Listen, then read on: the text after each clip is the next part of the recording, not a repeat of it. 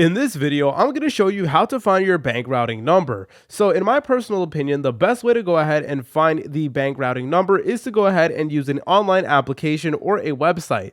And this will depend on what bank you're using. So me personally, I use Citibank. So I would go ahead and use the Citibank application. And then from there, you want to go ahead and make sure you do log into your account. So once you went ahead and access the app, then what you want to do is you want to go ahead and select on your account. So this is my bank account right over here. So I'll just go ahead and press on it like so. And then I would go ahead and select on this button over here that does say account info. Now, the UI might look slightly different depending on what bank you're using, but the principle will basically be the same thing. And then from here, it is actually going to go ahead and give you your routing number just like so. So that is definitely one way that you can go ahead and find your bank routing number. But guys, if this process was a little bit overwhelming, do not worry. What we could also do is look at a check. So grab a physical check, and then the routing number should be printed on the bottom left. And you will see 3 sets of numbers right over here. So the first 9 digits will actually be your routing number, and that will basically be the number that you will actually need. But if you guys are still having difficulties, then what you could do is you can actually go ahead and call your bank directly. So you could do this by just opening up any web browser and then just looking up the name of your bank and then phone number. So let's say, for example, I do have Citibank, so I will go ahead and do Citibank right over here,